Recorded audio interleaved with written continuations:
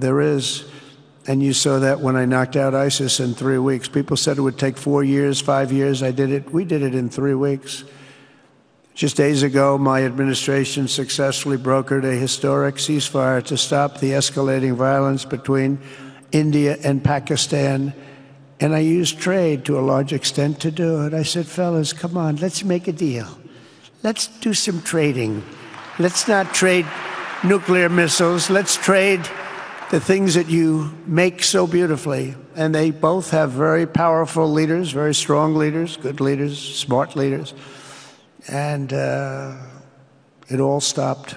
Hopefully it'll remain that way, but it all stopped. I was very proud of Marco Rubio and all of the people that worked so hard. Marco, stand up. What a great job you did on that. Thank you, J.D. Vance, Marco. The whole group worked with you, but it was a great job. And I think they're actually getting along. Maybe we can even get them together a little bit, Marco, where they go out and have a nice dinner together. Wouldn't that be nice? But we've come a long way, and it could be, millions of people could have died from that conflict that started off small and was getting bigger and bigger and bigger by the day. I've also been working relentlessly to end the terrible bloodshed between Russia and Ukraine, and very importantly, talks are being held in Turkey later this week, probably on Thursday.